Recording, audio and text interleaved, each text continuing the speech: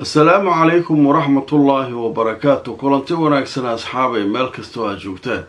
kusoo dhawaada mar kale iyo mid ka mid ah barnaamijyadaan idinku tala galnay. saakay waa sabti, taariikhduna waxay ku beegan tahay 24 bisha May sanadka 2025.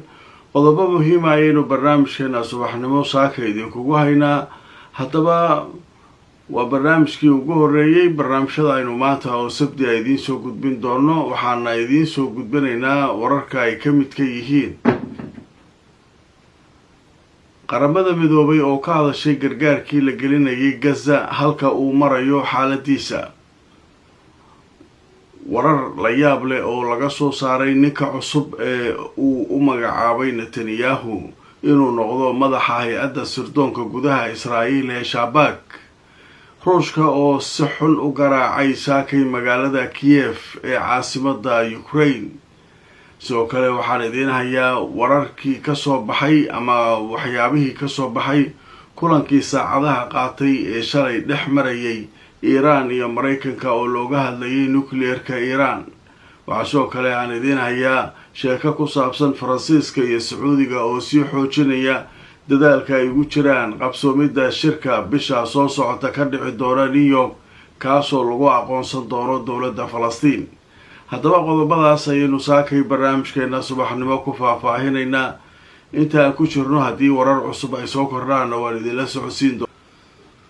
kulanti wanaagsan asxaabay meel kastoo aad joogtaan kusoo dhawaada barnaamijkeena subaxnimo. saakay waa sabti. barnaamijka waxaynu ku bilaabaynaa qaramada midoobay ayaa faahfaahin ka bixisay ilaa hadda gargaarka la sheegay in la geliyay Gaza inta uu gaarsiisan yahay iyo sida uu u dabooli karo baahida dadka reer Gaza.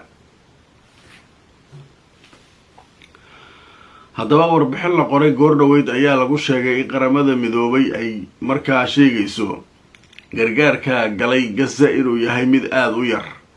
ku-xigeenka afhayeenka xogayaha guud ee qaramada midoobay ninka la yidhaahdo Farxaan Xaq oo u waramaya Al Jazeera ayaa wuxuu sheegay in markaa ay tahay muddo 11 isbuuc ah oo gargaar la-aan ay ku jirtay Gaza in markii ugu horeysay gargaar la geliyay, haddana gargaarkaasu uu yahay mid aada uga yar baahida ka jirta halkaas.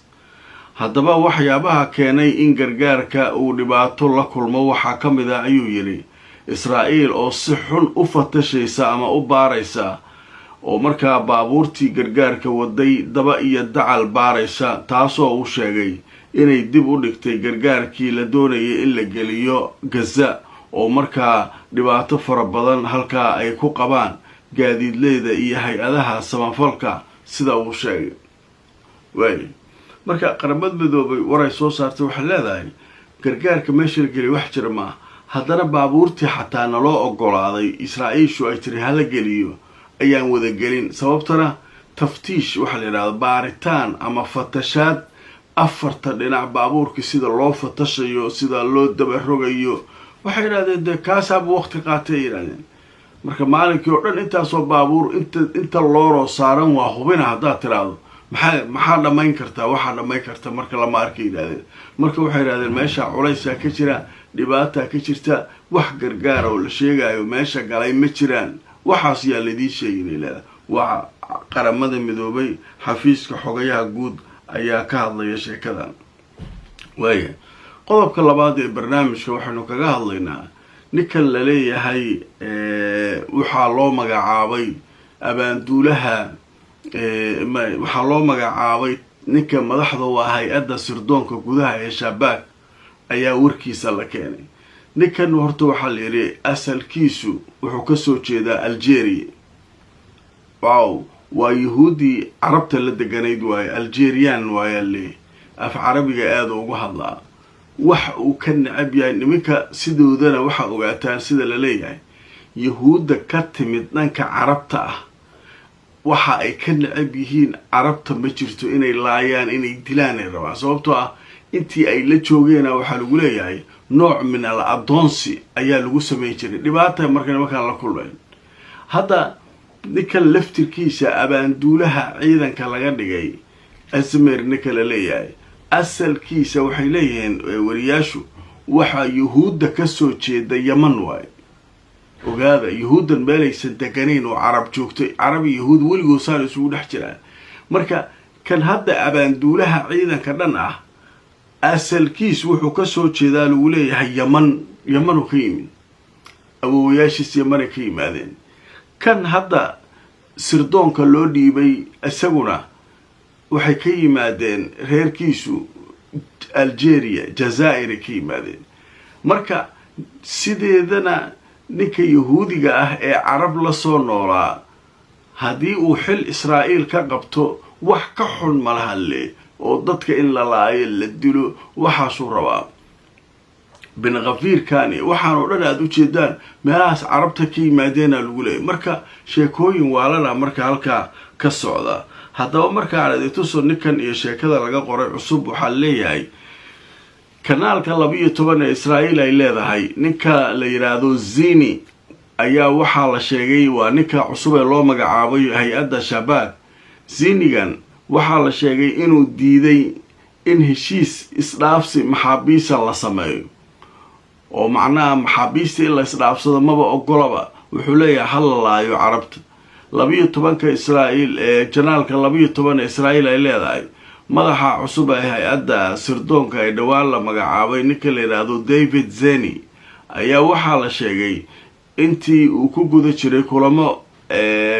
gooni ah waxa uu muujiyay inuu aad uga soo horjeedo in heshiis wax isdhaafsiga maxaabiista la gaaro wuxuuna sheegay in arintaasu ay markaa aysan waqtigeeda ahayn loona baahan yahay in marka hore laga takhaluso nimankan Xamaas iyo carabta way ninkan marka asagu xilka wuxuu la wareegi doonaa horta bisha soo socota hadiiba sharciyada iyo maxkamadaha iyo wadankaaba la isku dhagan yahay buuq badan taagan magacaabistanu sax ma ay leedahay maxkamadda sare Netanyahu waa sax uu leeyahay waa la isdaba dhagay hadii marka xataa oo la fasaxo wuxuu la wareegi doonaa bisha soo socota bisha soo socoto marka waa goorma waa bisha June bisha 6 ayuu xilka la wareegi doonaa marka isagoon xilkii la wareegin ayaa cuqdada iyo nacaybka uu u qabo dadkan reer Gaza ayaa halkan ka muuqata wuxuu leeyahay xataa yahuudi ma soo deyneen ilaa nimankan aan meel saarno aan ka takhalus marka sheekadan marka halkaas iyaduna maraysa waxaan u gudbaynaa qodob kale oo muhiim ah oo ku saabsan Faransiiska iyo Sacuudiga waxay aad u wadaan shir weyne ka dhici doona magaalada New York 17 ilaa 20 bisha June ee nagu soo aadan shirkaas adduunka oo dhan la isugu keenayaa waxaa lagu aqoonsanayaa ad-dawla Falastiiniya laba dawladood oo isbarbar yaala ayaa gobolka bariga dhexe ay rabaan inay markaa halkaa lagu sameeyo inkastoo Mareykanka iyo ay diidan yihiin Israa'iil horta waaba waxay leedahay wax Allah nagu qaadato shirka waa fashilanayna marka shirka gogol xaarkiisii ayaa shalay waxa ku kulmay magaalada Paris wasiirka arrimaha dibadda Faransiiska midka Sacuudiga midka Masar iyo midka Urdun ayaa halkaa markaa isku arkay marka waxay yiraahdeen qabanqaabadii socoto marka shirkaas hadaba aan idin tuso waxyaabihii ugu dambeeyay laga qoray hadaba jaridda la yiraahdo Sharqul Awsad waxa leedahay Faransiiska iyo Sacuudigu waxa ay markaa diyaarinayaan shirka lagu diyaarinayo laba dawladood Israa'iil iyo Falastiin hadaba Israa'iil waxa la sheegayaa in markaa iyaduna ay wado dadaalo ay kaga hor imaanayso oo ay ku diidan tahay in la soo hadal qaadaba dawlad Falastiin ay leedahay marka dadaalkaas marka socda Faransiiska oo maaragtay iyo Sacuudiga ayaa hawshan marka wada arikaas marka inuu meel wanaagsan ku dhamaado ayaan rajeynaynaa oo maaragtay reer Falastiin dawladoodu ay noqoto mid UN-ka iyo meel walba laga aqoonsay laakiin Mareykan ayaa soo taagano caqabad ku ah marka waa la arki doonaa kulli iyagu shirkaas qabanqaabadiisa wadaana leey waxaan noo soo socdaa saaki Ruushkii oo Kiev daakum ka dhigay dabkeeda kacaya saaki marka ninkii Putin sidii wada hadal iyo loo waday gantaaladii alaabtii inta la soo baxay ayuu nagta ka saaray saaki waa la yaaban yahay kala orodka ka jira magaalada Kiev caasimadda Ukraine waa la yaabay